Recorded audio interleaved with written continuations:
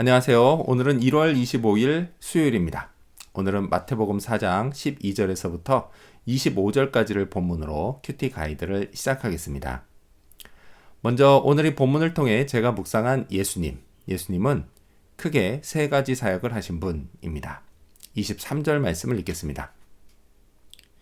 예수께서 온 갈릴리에 두루 다니사 그들의 회당에서 가르치시며 천국 복음을 전파하시며 백성 중에 모든 병과 모든 약한 것을 고치시니.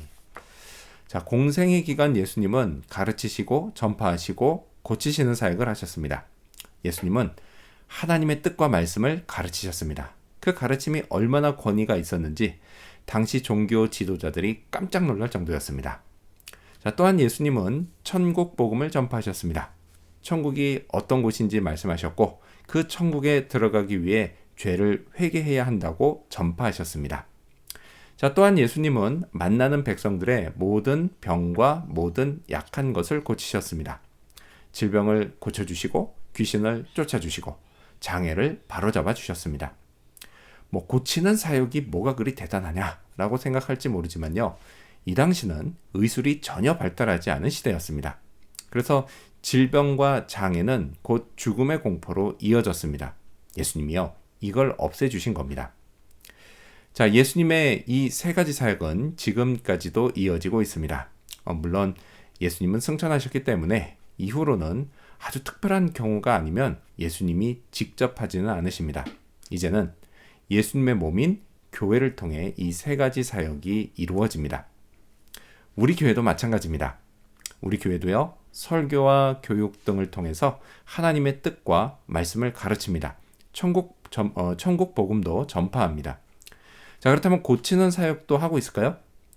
앞에 이 두 가지 사역만큼 확 드러나지는 않지만 우리 교회도 주님을 통해서 고치는 사역이 이루어지고 있습니다.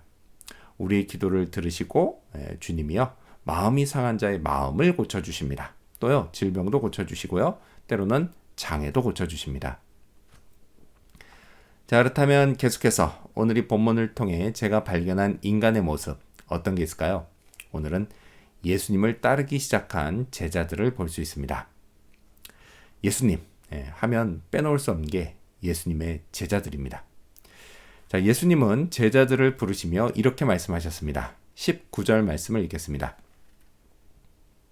말씀하시되 나를 따라오라. 내가 너희를 사람을 낚는 어부가 되게 하리라 하시니. 사람을 낚는 어부. 정말 멋진 비유입니다. 자, 오늘 본문에는요, 베드로와 안드레 그리고 야고보와 요한이 주님의 부르심에 반응하는 장면이 나옵니다. 그게 이제 20절과 22절에 나오는 말씀이죠. 자, 근데 이 두 구절 말씀에 공통적으로 나오는 말이 그들이 곧 버려두고 떠나니라입니다. 베드로와 안드레는 그물을 버렸고요. 또 야고보와 요한은 배와 아버지를 버려두고 예수님을 따랐습니다. 자, 이 네 사람은 모두 어부였습니다. 지금까지 어부일로 먹고 살았고 앞으로도 어부일로 먹고 살 사람들이었습니다. 따라서요, 그물과 배는 이들의 정체성을 나타내는 매우 중요한 것이었습니다. 이것을 버려두고 예수님을 따르기 시작한 겁니다. 자, 이제 예수님의 제자라고 하는 새로운 정체성으로 살아야 하는 것이었습니다. 근데 사실요, 이런 일은 결코 쉽지 않은 일입니다. 이제껏 제가요, 목사로 살았는데요, 어느 날 갑자기 성경과 십자가를 버려두고 다른 일을 시작한다? 이거요, 정말 어려운 일입니다. 자, 그런데 이 네 명의 제자들은 모든 걸 버려두고 예수님을 따르기 시작했습니다. 그것도요, 잠시의 망설임도 없이 곧 버려두고 따르기 시작했습니다. 자, 예수님을 따르며 제자가 되는 것은 그만한 가치가 있습니다. 자, 그렇다면 끝으로 오늘 이 본문을 통해 나에게 주신 교훈이 뭘까요? 그건 천국이 가까이 왔다입니다. 17절 말씀을 읽겠습니다. 이때부터 예수께서 비로소 전파하여 이르시되 회개하라 천국이 가까이 왔느니라 하시더라. 아멘. 자, 천국은 정말 가까이 왔을까요? 이게 많은 사람들이 하는 질문입니다. 한때요, 저도 했던 질문입니다. 천국이 정말 가까이 왔을까? 근데 이런 질문을 할 만도 한 게요, 예수님은 천국이 가까이 왔다라고 말씀하셨지만 2000년이 지나도록 아직 오지 않은 것 같기 때문입니다. 그동안 세상이 천국과 같아졌다라고 하면 또 모를까? 오히려 세상은 지옥에 더 가까워진 느낌입니다. 수많은 범죄로요, 세상은 더욱 타락했습니다. 자, 하지만 사실 천국은 정말 가까이 왔습니다. 젊고 힘 있을 때는 잘 몰랐는데요. 나이를 먹고 몸에 힘이 빠지기 시작하면서 점점 더 천국이 가까이 왔다는 게 실감납니다. 생과 사의 갈림길이 늘 내 앞에 있다는 걸 깨달으면요, 천국이 내 코앞까지 왔다는 것도 알게 됩니다. 그래서요, 하루하루 부지런히 또 열심히 살아야 합니다. 그냥 넋내놓고 있다가 그렇게 살다가 천국을 맞이할 수는 없습니다. 그게요, 저를 구원해 주신 하나님의 은혜에 보답하는 길입니다. 또요, 나중에 천국에 가서 주님을 만날 때 칭찬받는 길이기도 합니다.